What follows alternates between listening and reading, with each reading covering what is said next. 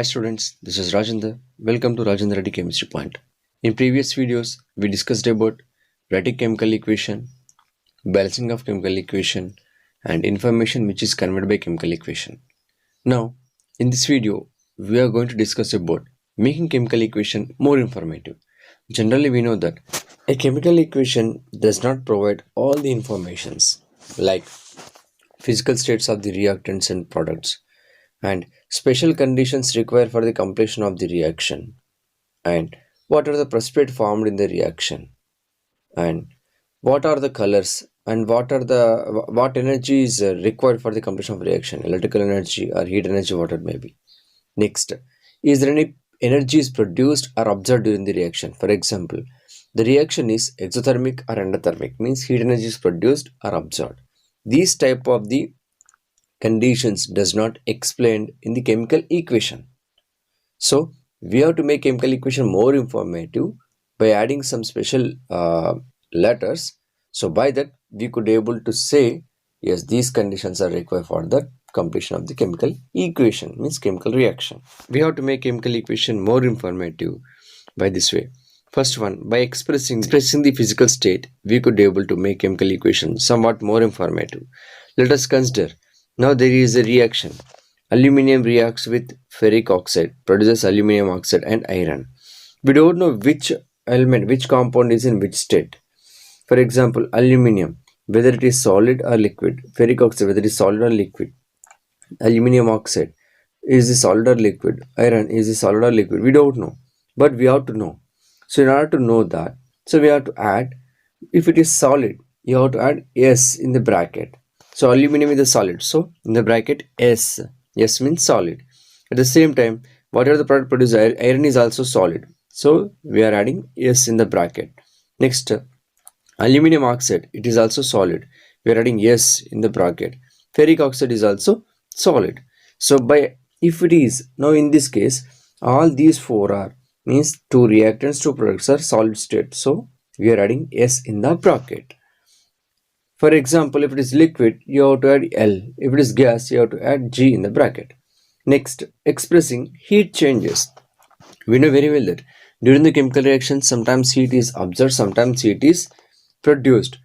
The reaction in which heat energy is produced is known as exothermic reaction. So here, in this reaction, carbon reacts with oxygen, produces carbon dioxide. So carbon is in solid state, oxygen is in gaseous state.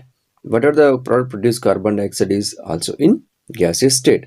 Now during this reaction, heat energy is produced. This is exothermic reaction. For exothermic reaction, you have to add Q at the product side, means plus Q.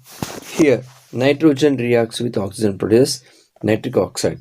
Now here in this case, the nitrogen is in gaseous state, oxygen is in also gaseous state. Whatever the nitric oxide produced, it is also in gaseous state.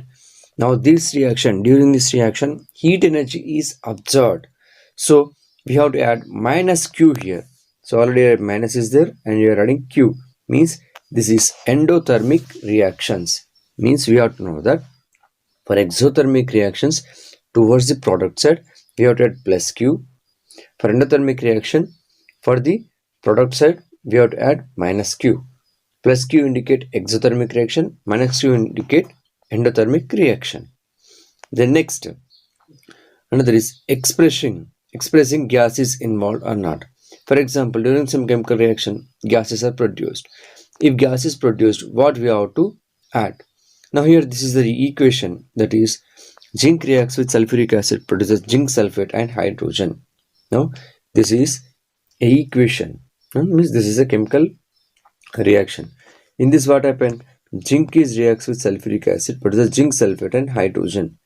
Now what is produced here? Hydrogen is produced. Hydrogen is in gaseous state.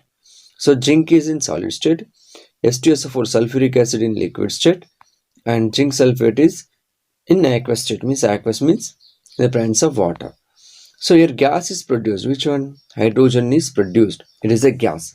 So that we are adding G in the bracket, or else we have to add upward arrow. Upward arrow means gas which is produced goes to outside. So we need to add upward arrow. By adding upward arrow, this indicates that this gas is produced. And fourth one is expression of precipitate formed. If any precipitate is formed, that is also we have to represent here. So here sodium sulfate, it is in aqueous state, means aqueous is nothing but a chemical in the water. Okay, so sodium sulfate reacts with barium chloride. Now these two are the colorless aqueous solutions, and they produced barium sulfate and as well as sodium chloride. Sodium chloride is also aqueous. Now here we can observe, here barium sulfate is a precipitate. Barium sulfate is a precipitate. So that we have to add here downward arrow. Or else you can also add PPT in the bracket.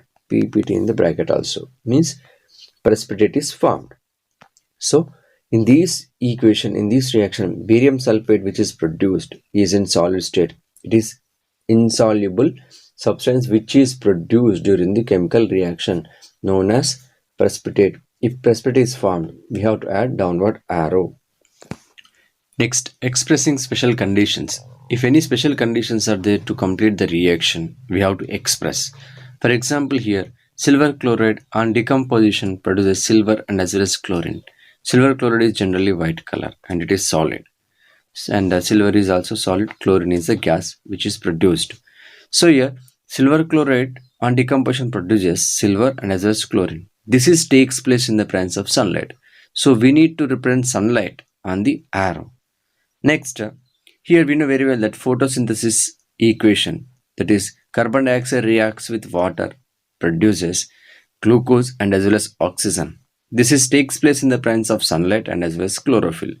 Now here carbon dioxide is a gas, water is liquid, and the glucose produced is a solid, and the next means starch.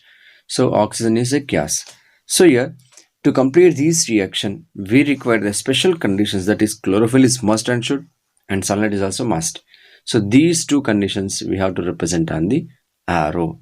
So not only this one, for example, nitrogen reacts with hydrogen produces ammonia. So to Haber's process, it is synthesis of ammonia. For that also we require temperature and as well as the pressure and catalyst. Catalyst is nothing but the substance which alters the rate of reaction, means which changes the speed of the reaction, is known as catalyst. So here what are the special conditions which are required, that is also we have to represent on the arrow. By this way we can make chemical equation more informative.